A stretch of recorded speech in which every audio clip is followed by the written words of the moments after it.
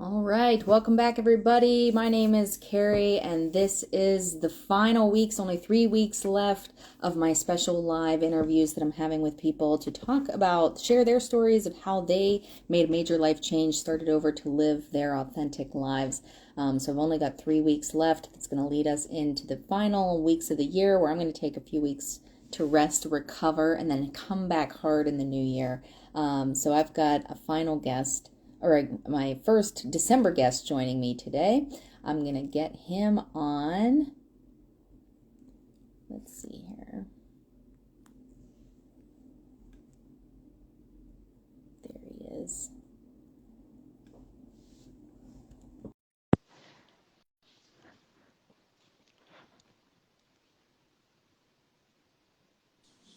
Yes, yes. All right. Hi, welcome. Oh my gosh, I haven't seen you in so long. It's good to see I you. know. You too. What's up, Carrie? Staying busy, trying to keep things moving along. Good, good, good, good. I know you got some good stuff in the works, just kicking and rocking.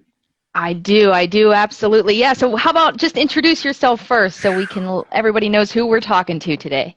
What's up, everybody? It's the boss, aka Lawrence E. Henderson Jr. What's up to the world? Oh man, executive coach, leadership coach, coach of the world, Craig. Just loving what I'm doing, loving life, and impacting lives along the way. So I'm excited to be here with you. So I've been gassed up all day, knowing I Yeah. have this to kind of end cap my day and all the things that I've been doing. Yeah, and I appreciate you joining me. And for everybody who doesn't know, Coach Lawrence was actually one of the teachers when I got my coaching Hmm. certification. So he and I have some history together, but absolutely Yeah, impacting lives. So, yeah. I Well, I'm love it, glad love to it. have you here. So I am doing this series of interviews here where I'm having people share their stories of major Hmm. life changes that they made. And I know that you've kind of been on a journey yourself, and I Hmm. wanted to give you a chance to tell people a little bit about your journey. So Yeah. give us some highlights here. Yeah, so this one time at band camp, no, the highlights for me really, I would be remiss if I didn't mention saying what's up to all my veterans. If you may be out there, uniformed service members, currently serving or have served. Again, November just passed, but we had Veterans Day. I'm a former Army officer. And always a soldier, even though it transitioned out. But that's literally what set the foundation for me to become a practitioner of developing people, starting with self, and then launching in a transition. I can't be Carrie. It'll be 7 years since I transitioned out Wow. in 2015. And like most transitioning veterans, the transition process, you got everybody's like, gassing you up, your head's getting big, you have this line of people waiting to pull you into their organizations, and then reality hits you in the face with a bat, and not so much. And so I was trying to figure out what life looked like for me outside of the military. And of course, that's when I really hit the realization that, man, for 12 and a half years of active duty, I was assigned purpose, vision, direction, and at no point did I ever develop any skill set whatsoever to Oh. figure out what that meant for me personally. And I was faced with that, and a lot of motion, and a lot of not knowing what to do with that emotion, and processing some first, for me, because again, as a leader, I was always that person. Yeah, I was the coach, teacher, mentor. That was my role. But then on this side of life, it was like, okay, who's that for me? And I'm so grateful for the world of coaching, and being introduced early on to what that looked like in practice for me. And I always get asked this question, and again, that's a generalization always. But a lot of times people ask me, what was the best investment I made? And that best investment was coaching, not for others, but for me. And I always say, I am my first student, and I drink my Mhm. Kool-Aid first. And so that's how I ended up here today as a coach, as a organizational leadership and development practitioner. And I'm so excited to be on this continuous journey. So no, Yeah, thank you for this opportunity to share. yeah, thank you. And again, I love hearing people's stories. We've all got such different stories, but we can still somehow relate, even though we Definitely. come from completely different backgrounds. So I Hmm. just want to see if I can tap in a little bit more. And can you Yeah. tell us really, what were you kind of feeling before you found coaching, when Hmm. you were kind of like, what do I do now? Can you give us a little bit more Yeah. of where you were in your Hmm. head at that point? Yeah. And so it was trying to just really figure out um, what made sense for me. And really, I didn't get attached to this notion of we're navigating seasons. And so I was trying to figure out what my role as a husband, as a partner, like I was trying to figure all of that out at the same time. And that's really, I believe, what led me to that place of just overwhelm in this Oh, state of lack of identity, if you will. And that's kind of like, and that was troublesome for me. And it was literally, and that's why, and I love that you talk about just the ability to be in community. And one of the people who's closest to me, my wife, and he was really like, dude, lock in, like reread your resume, like you're pretty dope. yeah. Um, and I was like, but baby, I can't get no current. And she was like, all right, dude, chill out, do what you do best. And it was this alignment of service, and that's all, like going back, and again, that was pre-military. That's something that was ingrained in me as a foundation from my youth, my family, my parents. And I was like, okay, what does service look like now? And so I began to serve in a communal way, and at my church, and in different ways like that. And then this idea of strategic volunteerism. What does Hmm. that mean? That meant, okay, I didn't just want to do the soup kitchen stuff. I didn't just want to do that. I wanted to empower people in their next. And Hmm. so I began to volunteer as a leadership development coach and trainer and speaker for a youth nonprofit for kids who were transitioning through homelessness. And so I Oh, good for began to you. connect these dots in very meaningful ways. I got in Toastmasters. I got around. I began to get in community with others. Is really how I started navigating those early stages.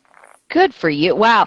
I want to highlight something I think Yeah. I heard here, Uh-huh. because it feels so relatable. Is when we're young, we get into this identity and we think we've got something. So you were military and that was probably like your whole thing. And then we Mm-hmm. reach a point and we go, who Mm-hmm. even am Mm-hmm. I, when that ends, or we switch Yeah. gears and we start to get really lost. But then I heard you say that you figured out, you tapped into who you were, but you were able to basically transfer it into a different capacity. So it wasn't Mm-hmm. just military, it was Mm-hmm. here's the here's who I am and what I brought to that role, and here's how I can apply that elsewhere in my life. Mm-hmm. Is that what I heard? You, Because you that's sure what it did. sounded like. You sure did. It's the repurposing of purpose, right? And Yes. it's the seasons, right? And it's just like it's not the baby out with the bathwater stuff. Like a lot of people, like if there's a pivot, a lot of people do the hard pivot and it means ditch everything. No, that's not what that Yep. means. It's a refiring of things. It's pulling forward of what makes sense in this season, and not a total abandon of things. Because again, the toolbox, bring it with you and actually open it up to say, hey, what tools make Yep. sense to use here? And Yep. that was the biggest point for me, is location. Locating where I was and what this season actually needed me to be for it. And then I Mm-hmm. began to tap in there. Mm-hmm.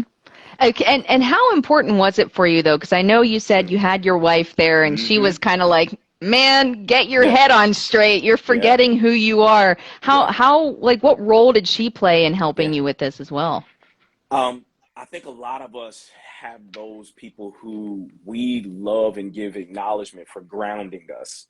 And that's really the place that she played for me, because again, I was in my head. I was catastrophizing a lot. And it was Yeah. really, trying, again, losing myself further into this lack of identity or this connection. It was really her. It was like, nah, dude, you're actually not that far off from where you believe you need to be. It's just, okay, pause. It's slow down. And that's why I keep pushing her. Like she's going to get her coach's certification one day, because she Okay. was doing it to me early. Like, what is it? Just serve. Like, and I was like, I don't like you. But yeah, she grounded me, and that's really Yeah. what it was. And so as you were making this transition and figuring out coaching, what were some of the biggest challenges that you found yourself facing in that transition period?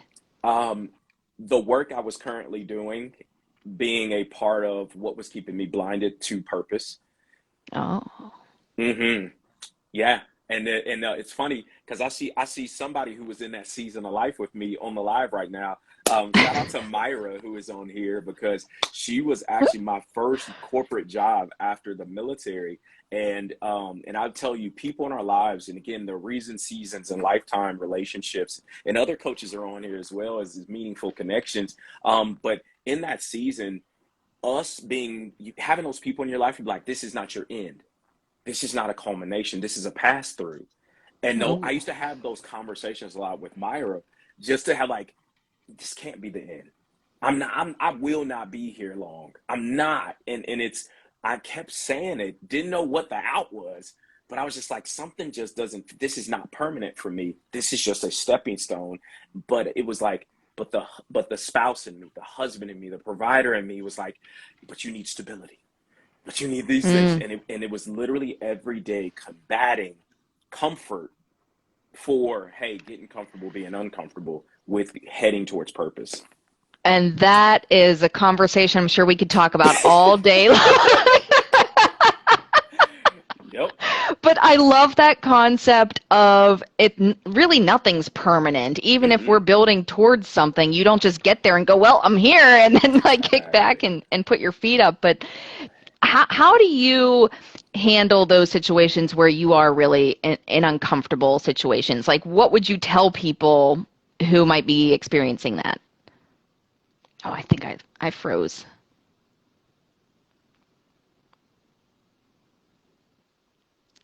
Is that me?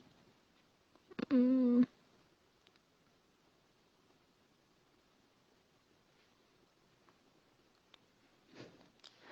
technical difficulty. I'm not sure whose end it's on. Let me see what we got here. Oop, I lost him. I lost my guest.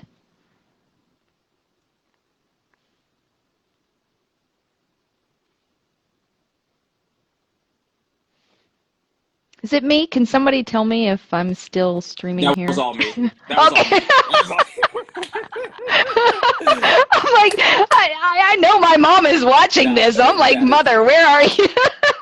that is hilarious. It was all me, y'all. Okay. I'm so sorry. So yeah, no, well, I'm in the country, but no, your question I believe was how did I lock in kind of that forming storming, if you will. Yeah, like how do you handle when you are in Yeah, uncomfortable conversations? What's your yeah, process to deal with those? yeah. So then, 7 years ago, as I was trying to process this stuff, it was really just to disconnect, retreat, if you will. And now I now understand it to be when I'm introducing, when discomfort is there, it's to lean into it. And what am I actually processing as uncomfortable? And so it's this Oh. concept, Carrie, of, and me and you have had this conversation about what's true versus what I'm making true. And a lot of times we've made the unknown truer than the data we have. Could not have said that better myself, right? We make up entire scenarios and we believe them to be realer than the reality that we're in. Oh my God. Oh That my is gosh. I just need to like sit with that for a minute. hmm That was it. That was it That for was, me. And I yeah. had to call out what was actually real. And the moment I started calling out what was real and really acting on that, then it just was like, okay, you now have more data points to Yep. combat the other stuff. And, Yep. and one of the biggest things, the gifts that I was able to be pulled into by some other coaches at the top of 2021 was this. I know you're familiar with positive intelligence, and doing that work of building up that positive intelligence muscle of, hey, what is your sage saying? What is your superhero saying that's actually true about you versus that saboteur, that fear, all that other Mm-hmm. stuff that you've allowed to grow up in your life, right? They've been growing up as much as we have on both sides, but which voice is louder? And so Yeah. beginning to build up that muscle of pause, of sit with truth, call forward those things that you have data on, and then, hey, quiet that other voice, quiet Yeah. that internal storm. And it's the noticing, getting that training and just practicing it at personally before I try to give that away to clients as a thing to do. No, Right. I need that. I need that Right. stuff. So that's where I'm at And today.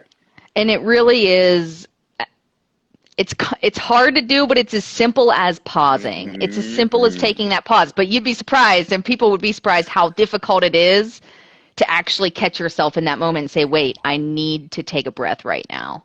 Mm-hmm. Oh my gosh. And you said wait, and we now the coaching acronym, y'all. Wait, why am I talking? And I've applied that to, okay, why am I taking action? Right? Oh, Like literally like, okay, dude, pause. You need space. You need time. You need a timeout. yeah. Call yourself a daggone timeout. You like you feeling yourself be emotional and and being in that discomfort.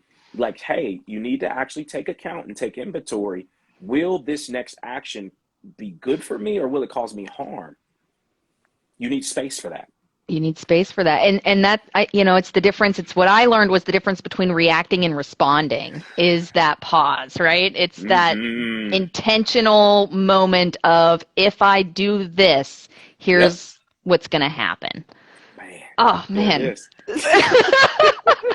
We don't talk enough, coach. We don't. We don't. We don't. There's so much good information here, and I'm just like, I think we can end now because we need to let this simmer with people. Um, Exactly. but okay, so you're on this journey. You're kind Mm-hmm. of growing into this coaching position. So, what kind of shifts did you notice in your life when you found that course for you? Mm-hmm. The shifts I began to see, of course, you start closest to you, right? It's in the other relationships in your life. And one of the biggest things I like to believe, and again, the you see it in the fruit that's becoming that's the manifestation of you actually doing this work. And so the fruit that began to multiply in my life was opportunity Oh, and meaningful opportunity. And so one of the things we always talk about, and particularly in the coaching world, is connection to are you doing the work, right? And not volunteering, not giving away services and things for free, but the opportunity of being paid for this thing you believed you're super gifted at and talented to be doing. And it was in the client work. It was the fruit and manifestation of more of it coming my way via partnerships. And then as a business owner, not just things were coming my way, but the opportunity to pull in others to do this work with me. And it was like, oh, this is happening. And so those were the manifestations of the fruit that that was the confirming parts of it for me. yeah, it's a compounding return, right? You're helping Mm-hmm. yourself, but when you get to that point where you realize you can raise others up too, Mm-hmm. you're just like, this is why I do this. Boom. And Man, that's it. that's it's so amazing. I love hearing that, especially when I talk to other coaches, because that's why we get into this is Mm-hmm. we want to be able to reach back and reach our Mm-hmm. hands out to others and say, come along with me on this ride. Mm-hmm. And I love that. So where would you say you are now in terms of like the journey that you're on and where you Yeah. started and where you're at now with how Mm-hmm. you're feeling from where you were when you started? Yeah. What's that feel like different for you now? What feels different for me is I feel present to where I'm supposed to be. I'm not pressing. Oh, That's the difference from before to today. I felt like I was pressing. And one of the things and what that feels and what it actually looks like, you could see it. You could see it. It's an outward appearance when you're pressing. You look stressed. You look restless. And I'll never forget, Kari, I was on a call with some leaders. It was another coaches, and I was a part of this speaker organization. And it was our group call, and one of the trainers, the speaker trainer, she got on and she just looked and she said, Lawrence, what's going on? And of course, I tried to put on, So, oh, yeah, everything's peachy keen, thumbs ups and smiles. And she said, and the other trainers, my peers that were on the call with her, and they were like, yeah, thumbs up, dude. And I was like, single solitary thug tear. I was like, I just feel disconnected. I just feel like I'm sparse in all these different directions. I feel like I'm grabbing for straws. And literally it was just a simple thing of, if you feel that way, you're probably grabbing for stuff that doesn't make sense for you. And I was like, is that what I'm doing? Am I trying to make things fit? And that's exactly what I was doing, Kari. I was on this side of life trying to grab everything and make it make sense. And it was causing me outward turmoil. I was tired, like literally, I had dark blotches on my face. Like it was just, I remember doing a photo shoot, trying to make it make sense. And literally I have the visuals. I'm gonna post it one of these days. The comparison of that moment when I was pressing to literally months later, beginning to walk in alignment. And when I tell you there are facial differences of what was happening for me today, not pressing. And when you're not present, though, you don't see that. And now that you're really showing up, you can look at those and go, how did I not know, right? Man. But it makes sense though, right? Because you're Makes trying, sense. the not knowing is, you're trying to make sense of it all. And so you're not present for self. You're not present for things when they're not going right. And here was the other thing. I wasn't even noticing, and our ego was present because me and another coach, you know, them asked me, okay, so what areas do you want to work in? And me, I could work in any. Thinking I'm spitting game, hot fire out here. And they're looking at me like, dude, you're not it. And me feeling taken aback by that. Like, what do you mean? Well, you don't want to work with me because I don't know what I want to do. And it's just like, well, dude, you're not clear. I have work, but it's not clear to me how we can partner. But I wasn't connecting the dots to that. And so now it's like, okay, when I talk to other people, what are you desiring to do? And what I mean by that is, what is the work that drives you, that fuels you, that you feel connected to? And then boom, I want to be the person that helps usher that in and make that connection for you. And so that's what I understand today. And that's where I needed to grow to. Awesome. I love it. I do. I love it. It is truly like just life shifting when you show up fully present and aware and of what's going on. And shout out to all of the people who call you out on it when you're not, right? And it just takes that one person to say, no, you're not okay. And then you just kind of break down and it hits you almost like, it does. What am I doing? Yeah. Man, yeah. it's amazing. It's so good. So what would you say to people then who might find themselves feeling like you were feeling at the beginning of your journey? What would you say to them right now? Yeah, I would say, answer this question for yourself. Who are you allowing to tell you truths? And really, really those hard truths, and who is that for you? And really begin to get them into really intentional conversations about what they're seeing and how they're experiencing you. That's what I would tell people to do. How they are experiencing you. That's such a good one. It is. I love those third person perspectives too. I teach that it's difficult to do for ourselves, but we can see it in others. And I love that. How are other people experiencing you? That's, that's good. I think, is that a good one to end on? Because that's amazing. So. Holy moly. Okay. So I love that so much. And I want to thank you so much for having this conversation, but I want to give you the opportunity now, take the floor, the platform, send out whatever message you want to send out, who you are, what you do. Floor is yours. Thank you so much again, Kari, for opening this platform to me. Y'all, I am Lawrence Henderson of Boss Consulting, LLC. I'm an organizational and leadership development coach. That's what I do during the day. But what I really do is I help you tap into where you are and then we carve out and we chart the course to where you desire to be and how you desire to leave legacy for you and your family. That's who we are. That's what we do. So follow me, Boss Lab, out here in these streets. I'd love to connect. I'm always open to connect, and let's engage with each other's content as we all try to navigate this life. Yeah.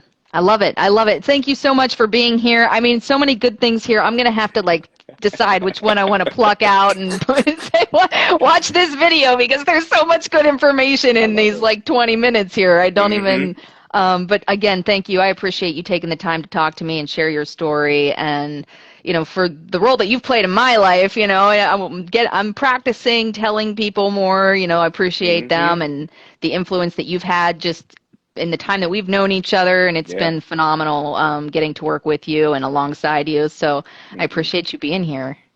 Absolutely. Thank you so much, Coach, for who you are to me. Good. All right. Thank you. Thank you, everybody. And again, give Coach Lawrence, Boss Lab, a follow, and let's support each other. All right. Thanks, everyone. Bye.